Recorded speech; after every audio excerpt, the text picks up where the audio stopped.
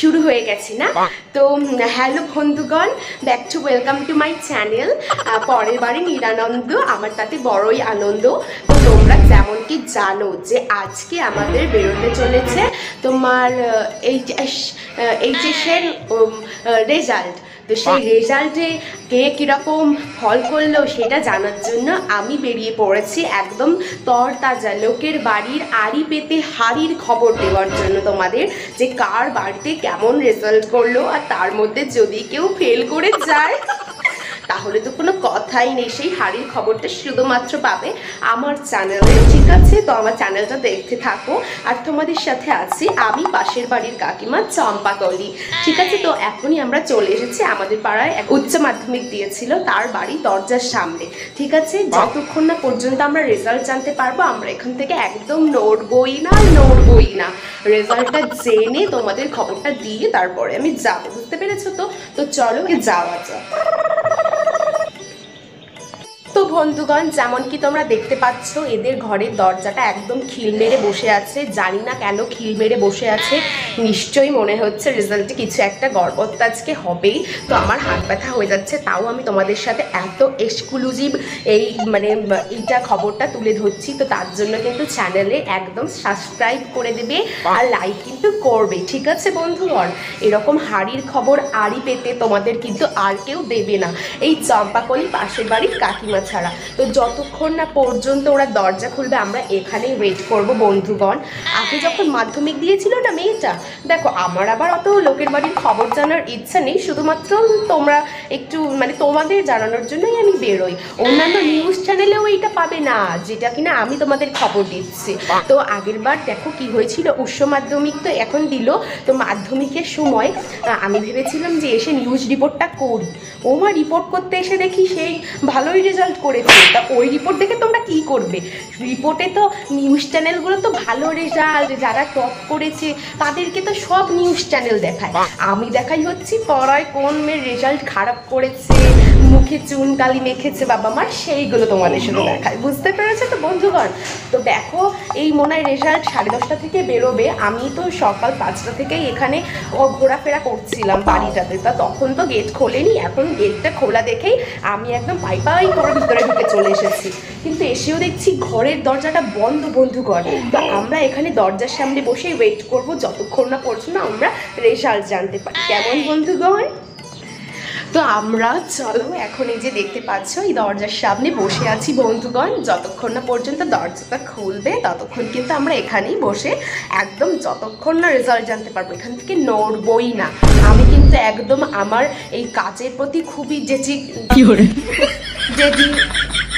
ওই যাই হোক খুবই কাজটা তোমাদের জন্য মন দিয়ে করি। হ্যাঁ, তাতে আমার ফোন ভেঙে গেলেও আমার কিচ্ছু যায় আসে না।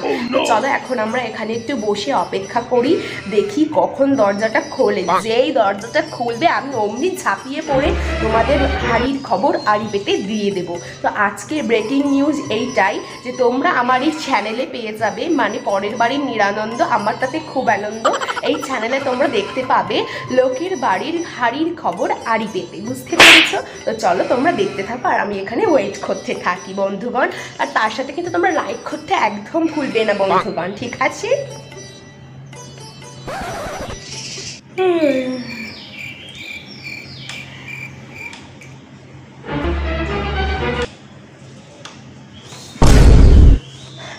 দরজা খুলেছে বন্ধুগণ, দরজাটা খুলেছে। চলো চলো এবার এখনই ভিতরে ঢুকে গিয়ে দেখি যে ওদের কি খবর। তো বন্ধুগণ আমি এই যে ভিতরে এসে গেছি, এইবার শুনবো যে এই বাড়ির মেয়ের রেজাল্টটা কেমন হলো।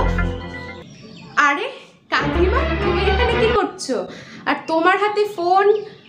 বন্ধুগণ দেখেই মনে হচ্ছে চোখ মুখ লাল, কান্না ঠান্ডা করেছে। তার মানে এখানে একটা জবরদস্ত খবর পেতে চলেছি বন্ধুগণ। ঠিক আছে, হ্যাঁ বৃষ্টি, তো বলতো মনা তোর রেজাল্ট কেমন হলো?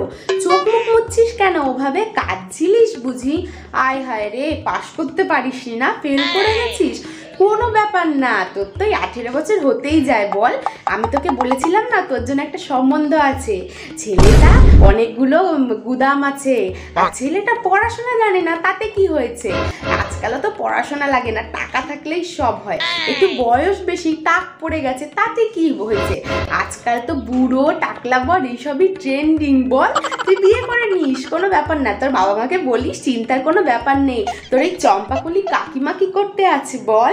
আর বন্ধু বান্ধবেরও বলে দেবো, যার এরকম মানে এই ছেলে ফেলে থাকবে, এরকম ফেল করা মেয়ে বিয়ে করতে চায়, তারা তোকে অবশ্যই বিয়ের জন্য প্রস্তাব পাঠিয়ে দেবে। কি তাই না বন্ধুগণ?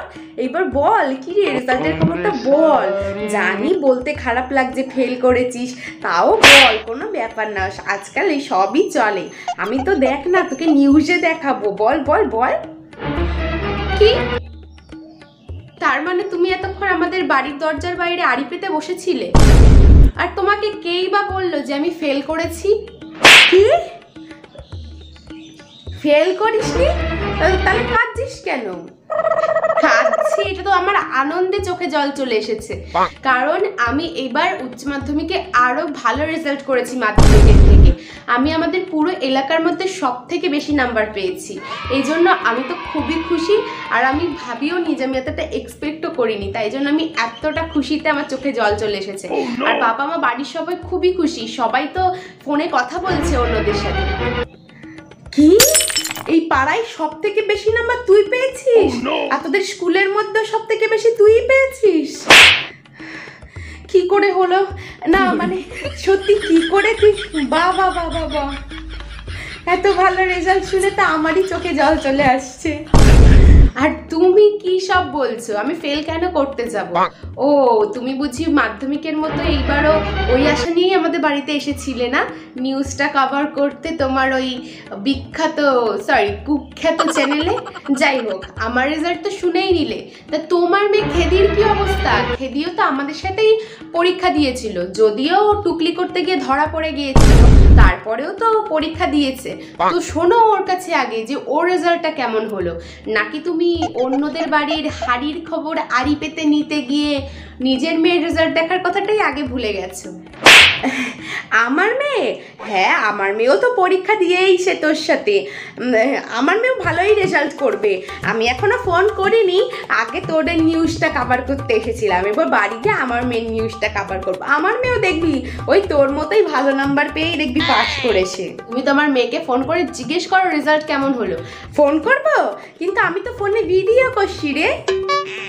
তাতে কি হচ্ছে? তোমার ফোনে ভিডিও চলছে, তুমি আমার ফোন নাও, আমার ফোন থেকে কল করো, তোমার মেয়েকে ফোন করে জিজ্ঞেস করো রেজাল্ট কেমন হলো। আমি তোমার হয়ে ওটাই তোমাকে ভিডিও করে নিউজ করে দিচ্ছি। তুমি এত বড় একজন বিখ্যাত নিউজ রিপোর্টার, তো তোমার মেয়ের পরীক্ষার রেজাল্ট কেমন হলো সেটা তো সবাই জানতে চায়, তোমার বন্ধুরা, তাই না? চলো চলো, এই নাও তুমি আমার ফোনটা নাও, দে তাহলে। আর আমি তোমার ফোনটা করো করো, জিজ্ঞেস করো।